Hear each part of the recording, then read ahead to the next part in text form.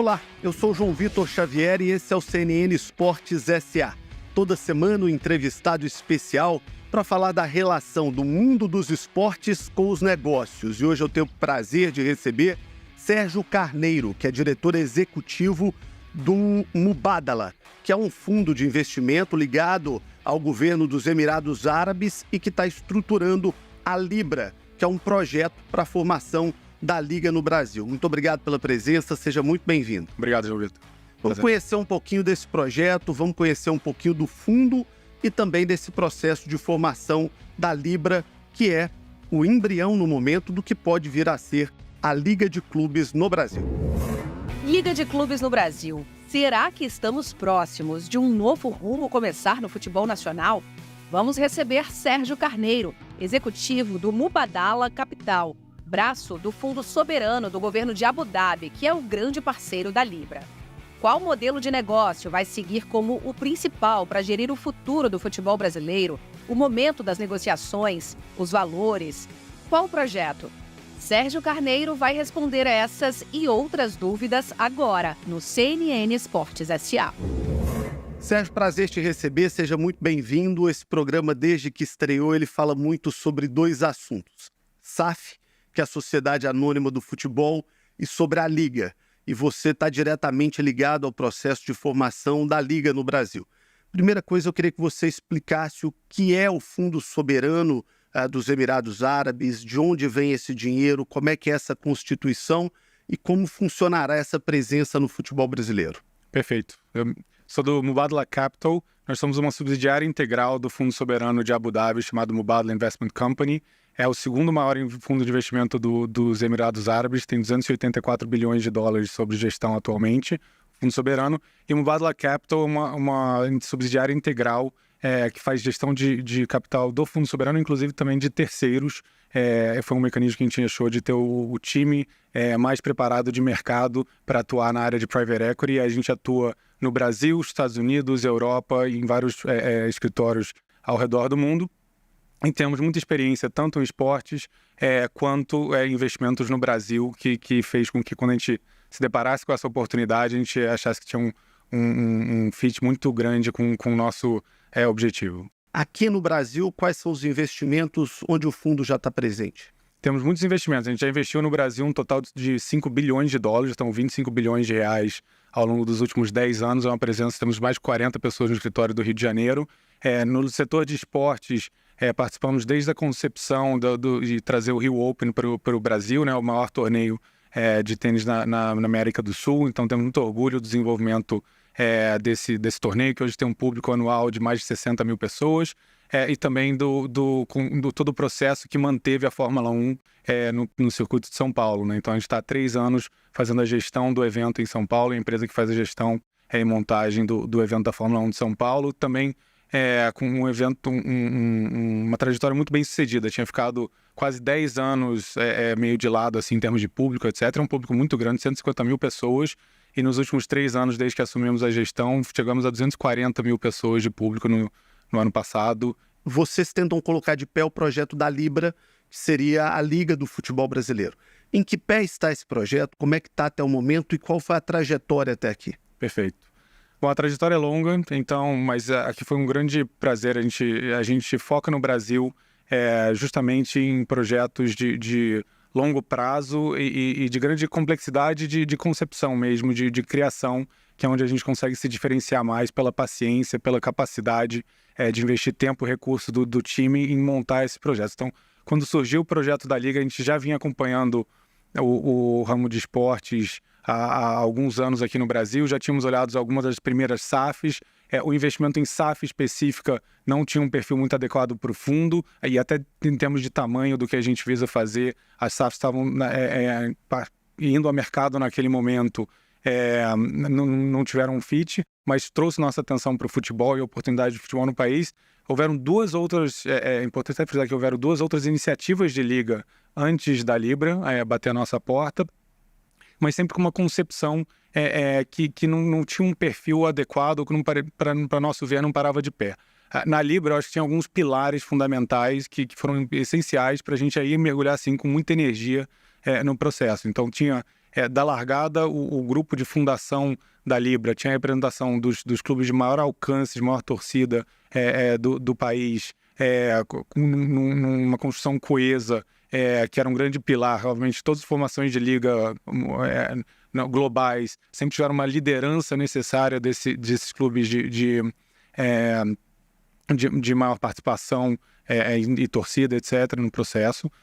Então esse foi um pilar fundamental. O segundo, a governança e estudo que tinha sido montado, para a gente fazia muito sentido desde a concepção inicial dela. E aí, obviamente, com essas duas coisas formadas, a gente decidiu investir muito tempo, e aí estamos há 1 ano nessa empreitada com mais de 40 pessoas trabalhando e muitas equipes de disciplinas diferentes para montar o arcabouço dessa liga. É um processo bastante complexo, né? Tem muitas partes que a gente espero que a gente consiga destrinchar um pouco disso aqui hoje.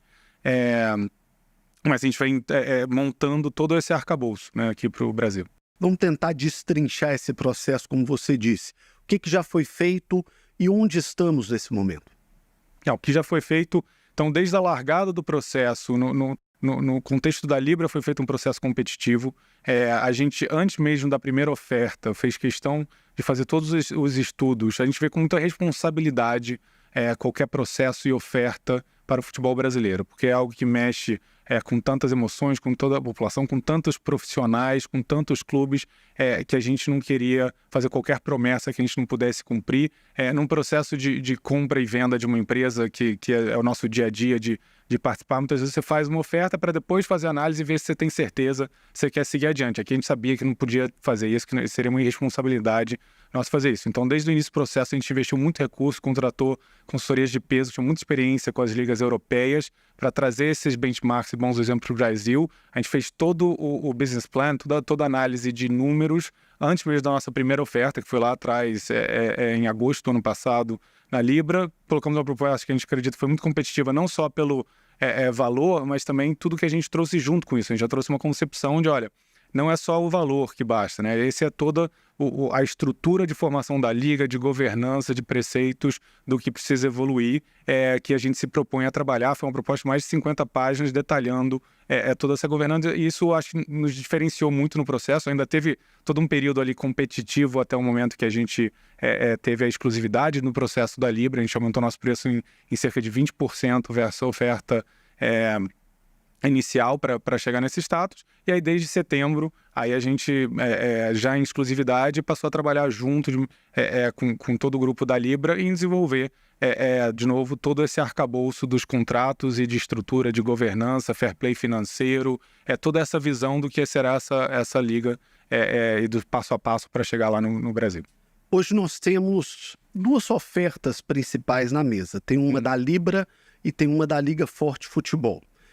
E dentro dessas propostas nós temos times divididos e temos alguns que estão no meio do caminho nesse processo. Então vamos tentar explicar aqui para o espectador quem está onde, quem está na Libra hoje, quais são os clubes que hoje compõem a Libra. Perfeito. Na Libra, eu diria que a gente tem uma composição muito sólida. A parte dos times de São Paulo, basicamente todos estão na Libra, então... Os 4 grandes estão lá, né? Os 4 grandes, mas a São Paulo como um todo, a grande maioria dos clubes, tanto da Série A quanto da Série B, estão na Libra. Então vamos lá. Palmeiras, São Paulo, Corinthians, Santos, Red Bull, Ituano, Mirassol, Novo Horizontino, daí eu tenho que ter uma lista maior, mas todos os clubes, tanto da Série A, da Série B, a grande maioria está na Libra. Depois temos o Flamengo do Rio de Janeiro, em Minas Gerais o Galo, no Sul temos o Grêmio, no Nordeste temos, por exemplo, o Bahia e o Vitória.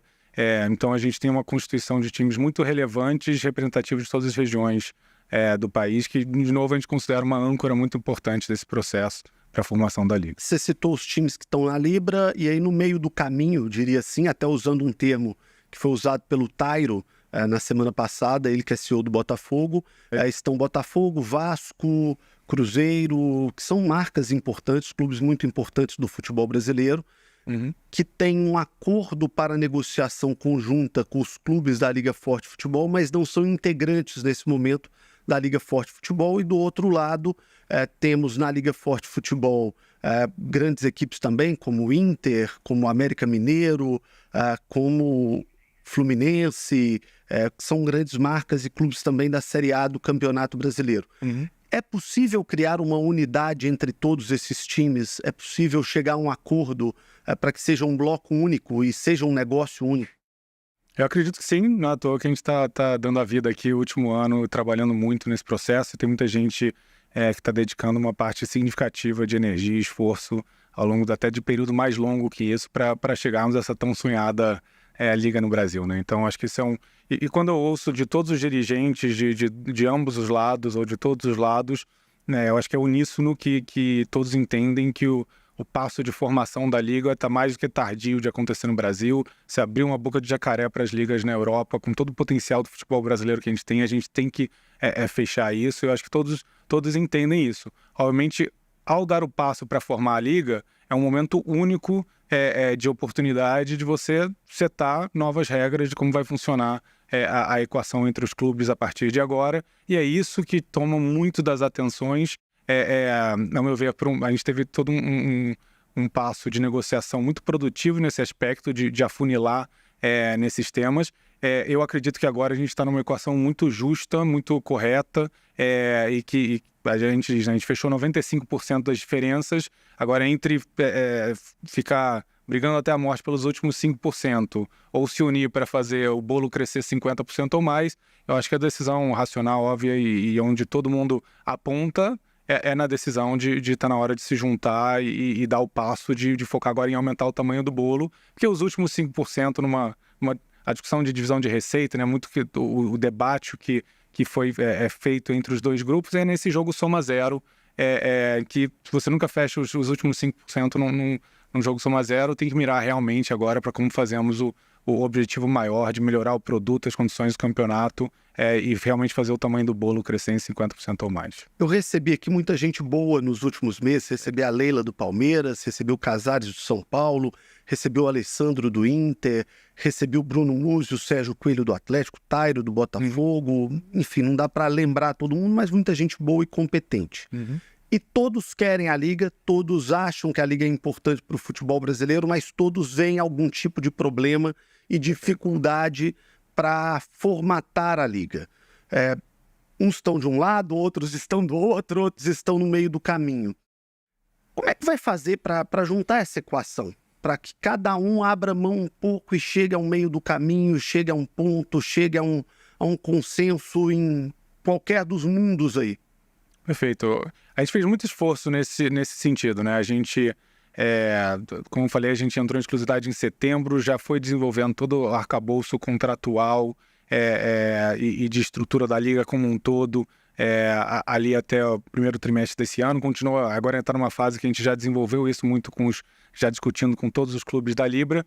Mas nesse desafio, a partir do início do ano, a gente também se envolver, e aí eu me envolvi diretamente muito nessa discussão do jogo soma zero entre os clubes.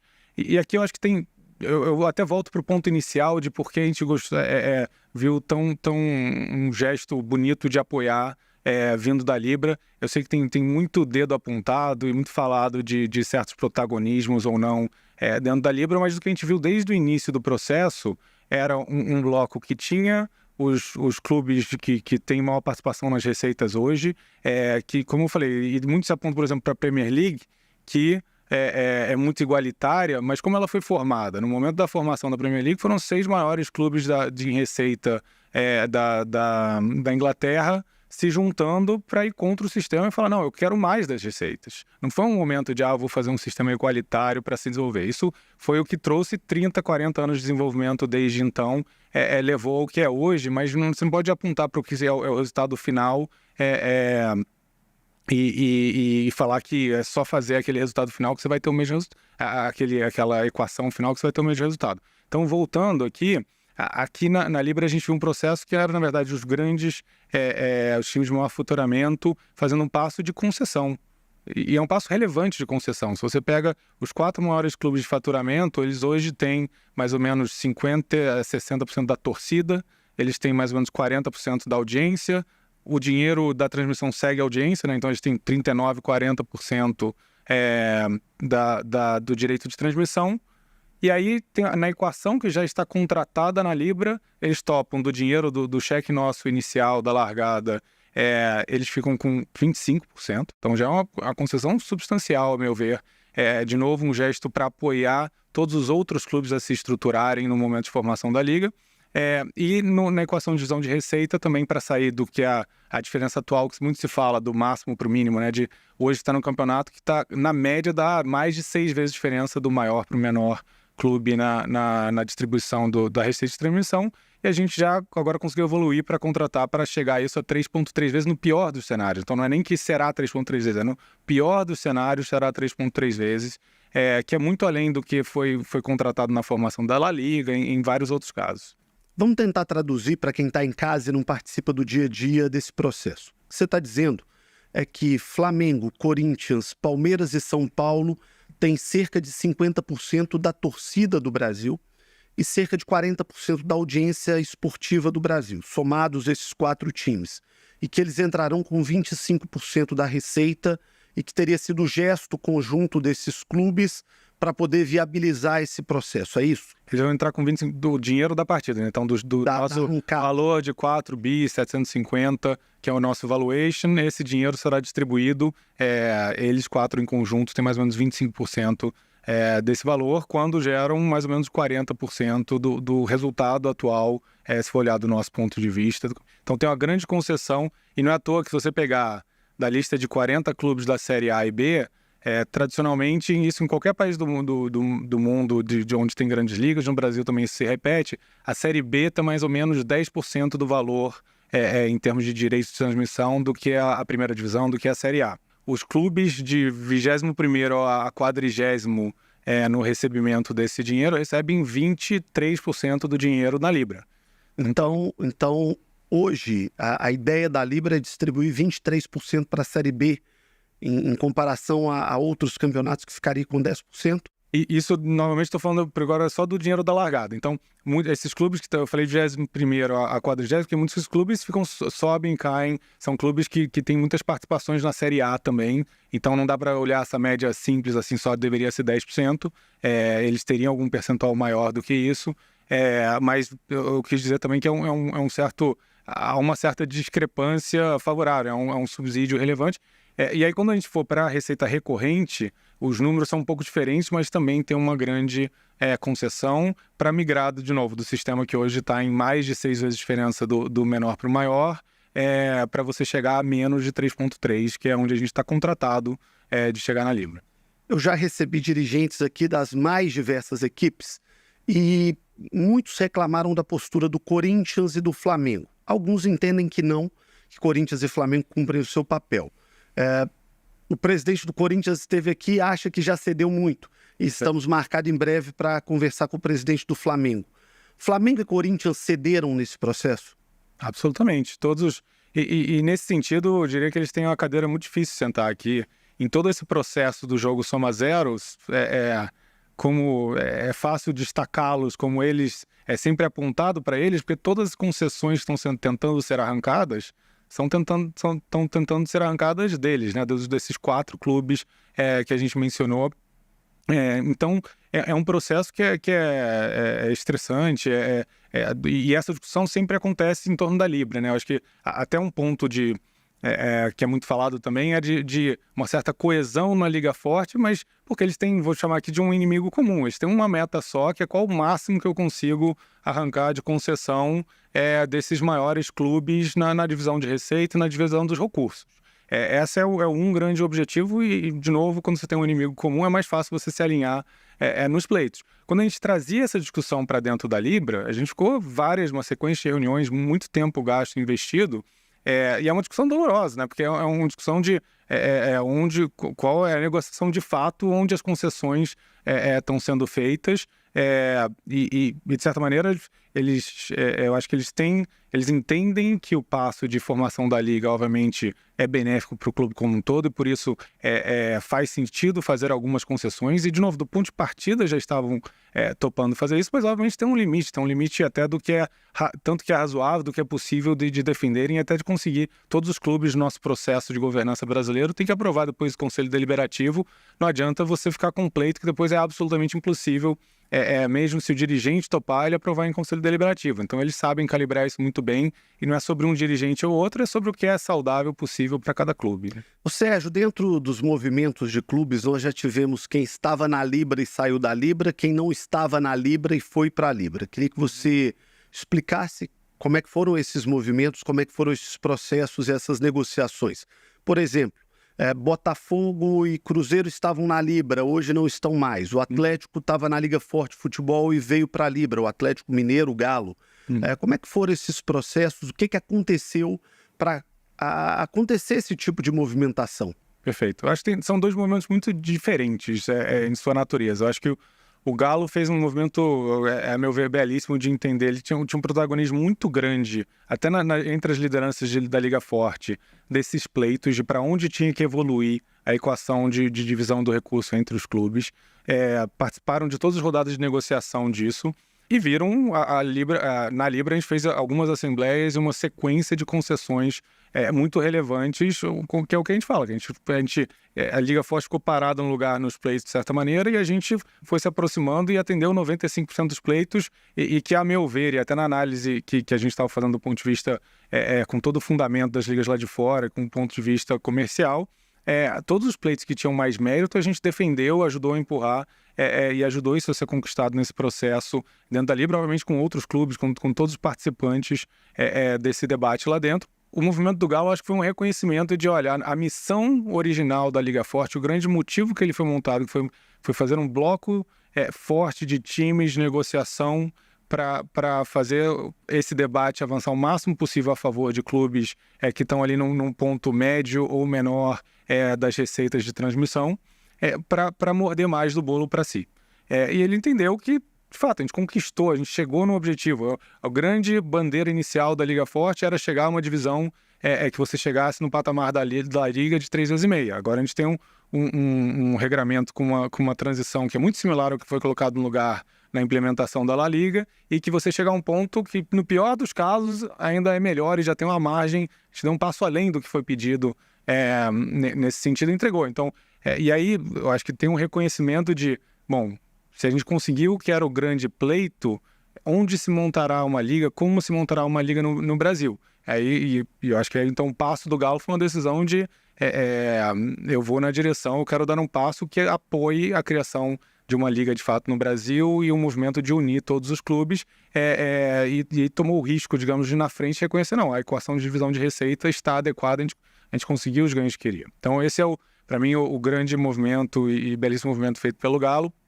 Do lado desse grupo União, eu diria que tem um movimento ali que é mais, até a meu ver, tem interesses diferentes ali, não necessariamente um interesse só, então é mais difícil quando a gente está um pouco mais na cozinha e falando com cada um em detalhe, mas tem alguns fatos diferentes. Por exemplo, o Textor, sempre do início, no primeiro modelo proposto pela Libra, que dava uma diferença de 4,7 vezes, já estava satisfeito com o movimento. Falou, não, eu quero estar ali junto. Até nas entrevistas dele, quando ele saiu, falou, não, o mais importante quando vendeu o direito, está junto do Flamengo, a equação tá justa para isso, etc. Sempre foi um defensor disso. Mas agora a gente tem um momento também, que está agora na janela de transferência, tem uma série de coisas que tinham um certo senso de urgência, até de onde tinha um recurso mais rápido para ser tomado. Na Libra, por exemplo, a gente tem uma restrição, estava com uma restrição de negociação, eles, ao sair, eles já fizeram um movimento de vender as placas deles e receberam um valor por isso agora. Então, isso pode criar algum problema ali na frente para uma geração de uma liga única?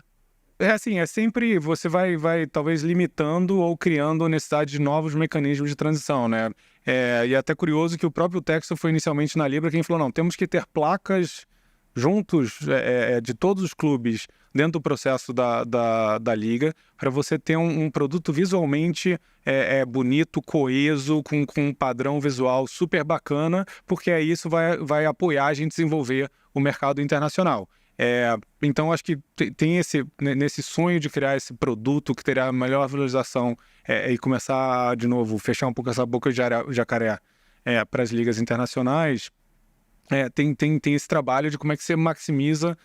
Quando você liga num jogo da Premier League, você sabe que você está vendo um jogo da Premier League, né? Então isso tem que ser o Brasileirão, o ano que vem, tem que ser em 2020. Exato, então o padrão é uma padronização muito grande, isso é muito mais fácil de ser gerenciado quanto mais essas propriedades forem intermediárias ou organizadas pela Liga. Então daí que vinha a própria concepção disso. Obviamente a gente tem flexibilidade, a gente não vai fazer nada...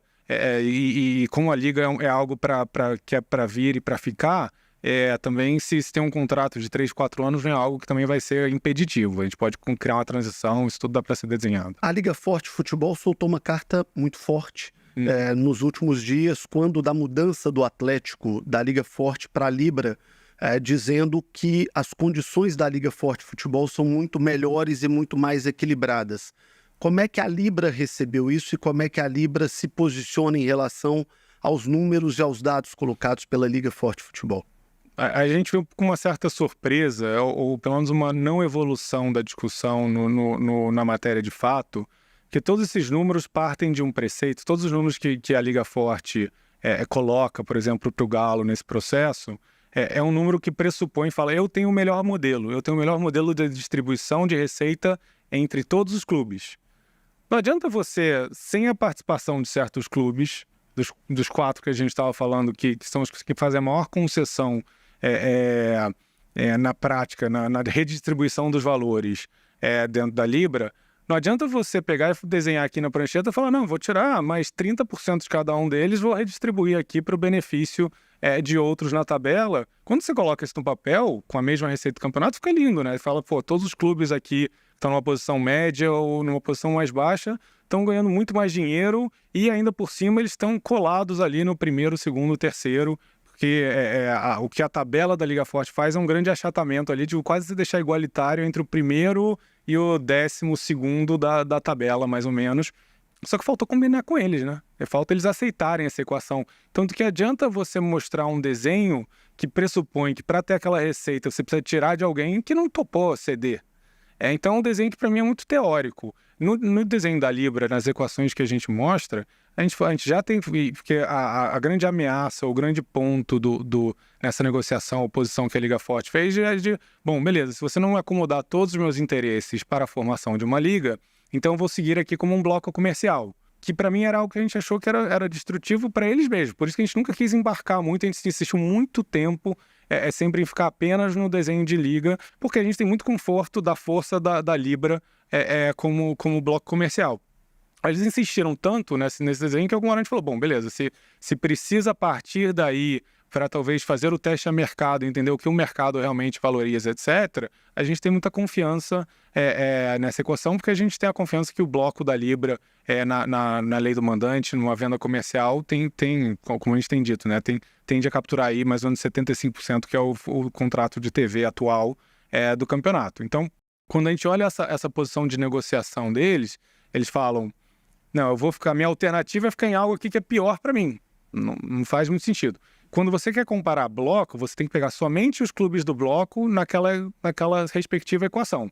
Aí você tem um desenho na Liga Forte que é feito, eu vou tirar dos maiores clubes para subsidiar os menores.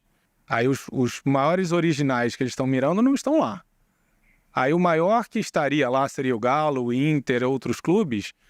Aí você sai de uma posição, o Galo dentro da Libra, quando faz esse movimento, ele está numa posição em que ele é mais beneficiário do que cedente na equação de soma zero. Agora, se ele fica na Liga Forte, ele é o maior da Liga Forte, de um bloco comercialmente, já tem muito risco do valor ser mais baixo. Que vai pegar 20% disso, dá para o investidor, outros 20% subsidiar a série B e C. Se eles forem manter essa promessa, né? Porque isso é uma promessa que não me parece parar de pé, mas como bloco, você vai pegar todos esses passos. Aí do que sobrar, o Galo e o Inter seriam maiores, mas ainda vão subsidiar os outros ali dentro. A equação da Libra, de novo, os clubes que topam fazer a concessão estão lá dentro. A concessão que está dada, eles topam fazer, seja bloco, seja liga.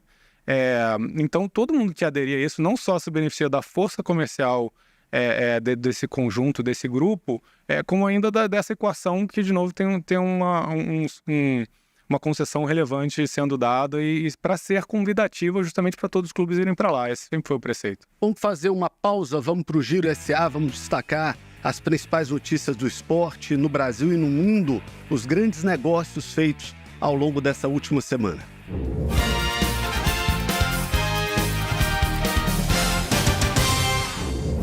Oi pessoal, tudo bem? Giro SA chegando com as notícias dos negócios do esporte. A gente já começa falando do líder do Brasileirão, o Botafogo, que anunciou para o dia 27 de julho o lançamento dos novos uniformes do clube. É uma parceria com a Reebok.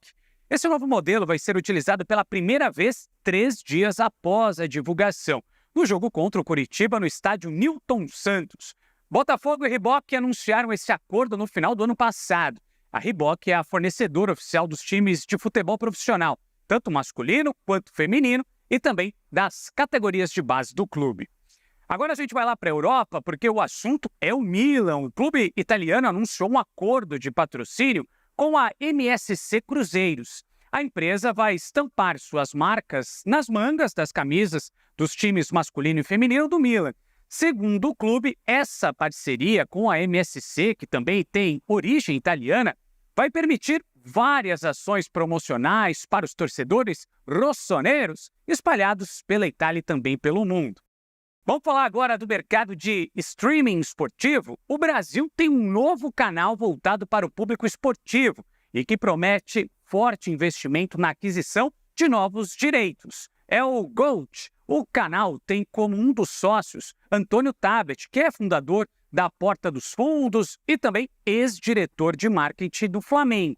E nesse início aí de operação, o GOAT vai transmitir amistosos de pré-temporada de clubes europeus e também do Al Nassr, que é o time árabe e que tem Cristiano Ronaldo como a grande estrela. Essas partidas elas começam a ser exibidas no dia 25. E o primeiro duelo é justamente entre o Al Nassr de CR7 e o PSG de Neymar e também de Mbappé. Muito bem, é o esporte movimentando milhões ao redor do mundo. Estou recebendo o Sérgio Carneiro, que é o diretor executivo do Fundo Mubadala, que tenta colocar de pé o projeto da Libra, que é a Liga do Futebol Brasileiro. Nós vamos para o intervalo, mas antes vou deixar uma pergunta para você.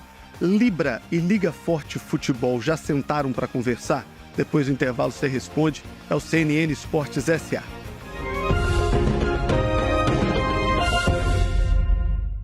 Giro SA. Apoio. De volta com o CNN Esportes SA, recebendo o Sérgio Carneiro, que é diretor executivo do Mubadala, que tenta colocar de pé a Libra, Liga de Futebol aqui no Brasil. Eu deixei a pergunta antes do intervalo. O Brasil vive essa polêmica, Libra, Liga Forte Futebol, independentes. A gente sabe que os independentes já conversaram com os dois lados. Mas a grande pergunta é, Libra e Liga Forte Futebol já sentaram para conversar em alguma oportunidade? Absolutamente. Tivemos muitos diálogos, não só com clubes. Os clubes se encontram a cada rodada do Brasileirão. Teve um comitê das duas partes que foi organizado, que focou muito nessa discussão do jogo Soma Zero, aí que eu chamo, que é a divisão de receita, que é o grande foco das diferenças e da negociação, nem de diferença, da negociação natural que existe no momento. E por fim, também sempre tivemos diálogo com os assessores, então tem um diálogo amplo que acontece, e no interesse de tentar fazer as pontas se encontrarem. E eu acho que, de novo, toda a evolução do modelo de divisão, dado que o foco da discussão era o modelo de divisão de receita, a gente foi tendo mês após mês anúncios e uma grande evolução do modelo de distribuição das receitas da Libra. Mas agora isso se esgotou o espaço para essa negociação, isso a gente teve muito avanço, de novo a gente fechou na Libra 95% do gap do que era pedido, agora a gente precisa que o último 5% seja cedido pelos clubes que hoje estão na Liga Forte para aceitar a equação que foi o limite que a gente conseguiu chegar. Chegou a se falar num determinado momento de uma composição entre os grupos financeiros que fazem parte dos dois lados. A gente sabe que de um lado tem BTG, do outro lado tem XP, que são empresas vorazes no mercado que disputam um mercado muito parecido, e isso é natural do capitalismo, tem fundos diferentes participando, e tem clubes diferentes participando. Chegou a ser falado num determinado momento de uma composição em que coubesse todo mundo, cada um fica com um pedaço, cada um fica com uma fatia e se constrói um negócio único. Do ponto de vista prático, isso é possível, isso pode vir a acontecer ou isso não é possível quando se pensa em estruturação de um negócio desse tamanho?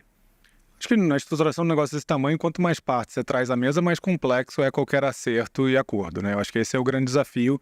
A gente já tem um desafio de tentar montar um consenso dessa equação entre os clubes para o futuro do principal campeonato que eles jogam. Então já tem 40 clubes diferentes participando desse processo de construção.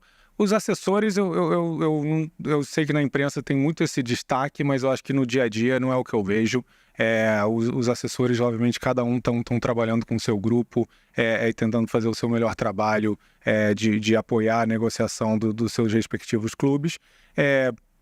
Do lado de um investimento, a gente tem uma cabeça super aberta e topa conversar de parceria, de como desenvolver o melhor produto possível para o futebol brasileiro. Inclusive, já saíram algumas notícias de discussões que a gente tem de trazer parceiros, mas a gente foca em trazer parceiros que têm uma ampla experiência em esporte, que vão ajudar a gente a acelerar a implementação dessa tão sonhada liga. Muito da nossa conversa, do nosso esforço, é muito mais fácil pensar num parceiro desse com um que simplesmente está indo num caminho de apoiar um outro flanco sem sentar à mesa para conversar, né? Então, é meio difícil você depois combinar de como fazer esse casamento, de como fazer uma sociedade com alguém que não construiu o negócio junto com você, né? Então, acho que esse é um pouco o desafio desse lado dos investidores. Ô Sérgio, a gente está falando de tempo, né? Porque já estamos pensando no Brasileiro de 2025. Até 2024, a Globo tem os direitos de TV. E aí, todo esse processo gira em torno de uma negociação por um campeonato como liga a partir de 2025. Perfeito. Qual que é o prazo que você acredita? Qual que é a janela que ainda tem para essa negociação, para tentar essa unidade, para tentar essa negociação conjunta? O prazo eu diria que é certamente dentro desse ano. Acho que a gente já está nos 43 do segundo tempo ali do prazo, porque o momento típico de negociação desse direito já está correndo. Tanto que já está noticiado dos grupos indo a mercado e tendo suas conversas para ter as tratativas sobre a venda desse direito para 2025. Então, quanto mais essa negociação se avançar, mais você vai ficando, digamos, entrincheirado numa equação que é mais difícil depois você ter migração de clubes ou você convidar mais clubes para um desenho que já está, digamos, fechado. Então, obviamente, a intenção aqui é a gente manter isso aberto o máximo tempo possível, mas a gente está ali nos finais do segundo tempo. Eu li uma matéria recente no UOL e você repetiu esse percentual aqui. Uhum. Na matéria do UOL, a Libra fala em ter perto de 75% dos direitos de TV se essa venda for feita em separado. E você, num determinado momento, citou esse mesmo percentual de 75%. Como é que vocês chegaram a essa equação de que cada 100 milhões investidos em TV, 75 milhões ficariam com os clubes da Libra hoje? Perfeito. Tem dois pontos centrais disso, mas o principal é que no contrato atual de transmissão do Brasileirão, que obviamente é uma âncora muito importante e é o principal parceiro de desenvolvimento do Brasileirão ao longo do tempo e obviamente tem um senso de continuidade disso que é importante tanto para os clubes quanto para a Liga. Basicamente, você tem 10 jogos por rodada, mas você tem 4 jogos que o valor por jogo é acima de 10 milhões de reais. Você tem 4 jogos por rodada que capturam 75% do cheque, que os 2 jogos vão para a TV aberta, 2 jogos vão para a TV fechada. Os outros 6 jogos são usados no pay-per-view, onde eles valem mais ou menos, na média, uns 3 milhões de reais por jogo. Então tem um gap abismal de qual é o valor desses outros 6 jogos. Quando você começa a olhar para uma lógica de bloco, a Libra tem clubes que, a nosso ver, claramente é o primeiro na fila nessa discussão, precisa fazer parte dessa equação. Você não pode ter um pacote completo de TV aberta e fechada que não tenha São Paulo, por exemplo, né? Não tenha nenhum clube de São Paulo, que é o maior mercado publicitário do Brasil, por exemplo, né? Então, e isso, obviamente, a gente entende que atende plenamente com clubes de muita força em todas as regiões, como a gente falou mais cedo no programa. E com a construção que a gente entrega com louvor 4 jogos por rodada, que captura isso. Então, esse é um ponto de vista muito direto ao ponto. Quando você olha os outros 25% do dinheiro da televisão hoje, que é o Premier, ele é com base em quem traz assinante para o pay-per-view. E se você pega quem tem assinante no pay-per-view, também 75% dos assinantes do pay-per-view são de clubes que estão na Libra. Então, mesmo dessa outra parte que a gente nem conversou na negociação, por isso que tem alguns lugares que a gente fala de 75% a mais do valor, na nossa visão, que tenderia a ficar aqui. O Sérgio, já falamos de toda a disputa existente entre Libra, Liga Forte Futebol, com os clubes independentes. Vamos falar agora da estruturação do negócio. Vamos esquecer que tem essa disputa que vai seguir na negociação. Dando certo uma liga no Brasil, o que será uma liga no Brasil? Quanto ela vale? Ela se compara ao quê? Qual é o lugar da Liga do Brasil no mundo dando certo, em conseguindo essa unidade? Maravilha, muito obrigado pela pergunta, é tão bom discutir sobre isso e não ficar só na última discussão do jogo Soma Zero, e poder falar do que a gente realmente sonha atingir aqui e construir essa liga aqui que ajude a transformar o nosso futebol. Tem alguns preceitos dela, mas eu acho que como eu falei, a gente tem um passo muito importante, você colocar uma governança acordada entre os clubes e passarem a ter um papel muito mais relevante na gestão do campeonato em si, e nessa venda centralizada de direitos, permitindo que a gente realmente melhore o produto e trabalhe nesse produto, né? Então, tem alguns pilares disso. Na largada, tem um uso dos recursos, a gente colocou 10% do uso do recurso é livre, mas os outros 90% tem que seguir uma cascata, que primeiro é de investimento em infraestrutura, para de novo aprimorar, especialmente a gramado, iluminação, posição de câmera, para maximizar a qualidade do produto a ser transmitido. Tem o segundo bloco, que é, como falamos, tem muitos clubes que estão numa situação de alavancagem, que come muito juros, etc., come muito do recurso recorrente dele.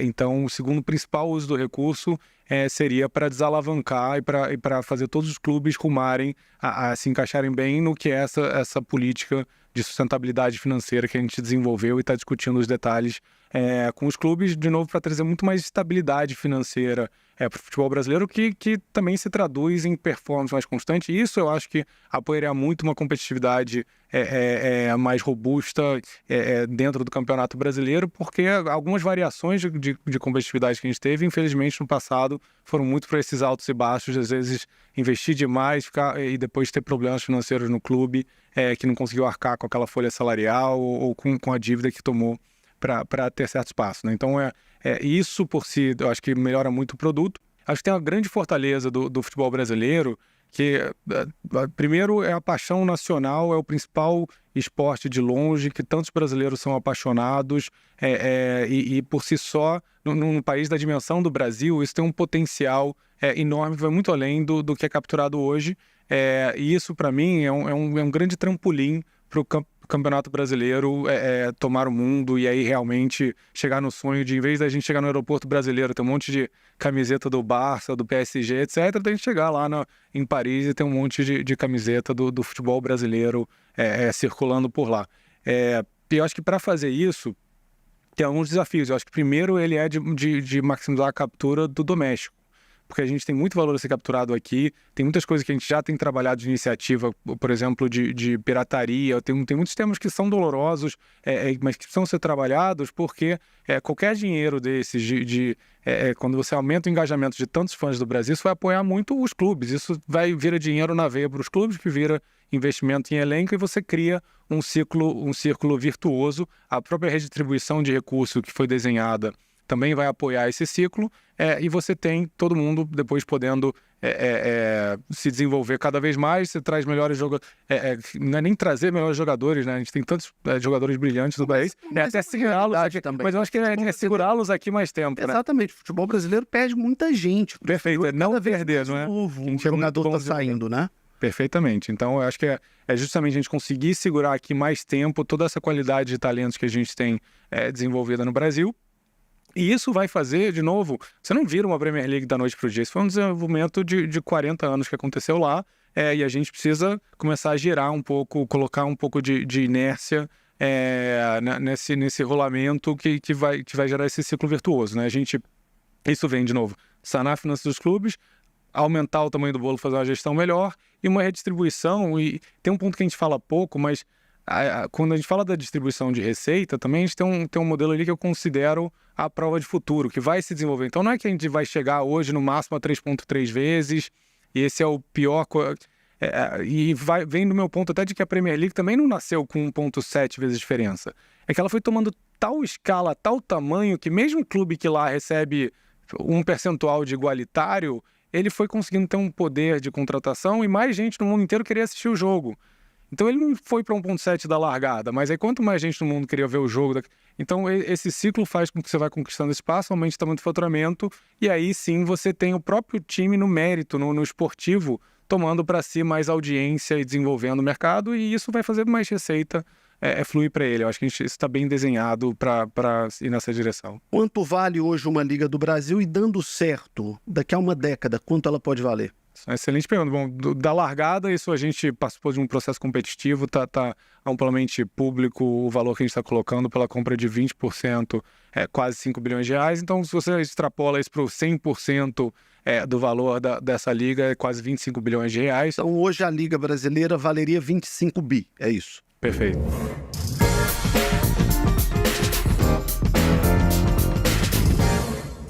Vamos então para o De Primeira SA, que são perguntas curtas com respostas curtas no oferecimento de Gerdau Futuro se Molda. O futebol brasileiro vai dar certo? Eu estou perguntando isso para todo mundo que vem aqui, mas para você tem um aspecto especial, porque é a possibilidade de materialização da tão falada liga. O futebol brasileiro vai dar certo? Perfeito, acho que vai dar ainda mais certo. Como? Quando a gente tiver essa liga de pé. E a gente vai ter ela. E é claro que a gente sempre faz uma provocação, não tem jeito de eu não fazer com você. Libra ou Liga Forte Futebol? Sem dúvida, Libra. Tá bom, obrigado pela entrevista, obrigado pela participação. Vamos torcer muito para que dê certo o projeto de uma liga única no futebol brasileiro, que os clubes, dirigentes, empresas, fundos se entendam e que cheguem no que for melhor para o futebol brasileiro. Muito obrigado pela entrevista. Eu que agradeço a oportunidade. Obrigado. Muito obrigado. Recebi aqui o Sérgio Carneiro, que é o diretor executivo do fundo Mubadala, que é um fundo soberano dos Emirados Árabes Unidos, que tenta colocar de pé a Libra, que é um dos players que tenta construir a liga no futebol brasileiro. Na semana que vem tem mais CNN Esportes SA, sempre com um convidado especial, falando desse fascinante mundo do esporte e dos negócios. Obrigado e até lá.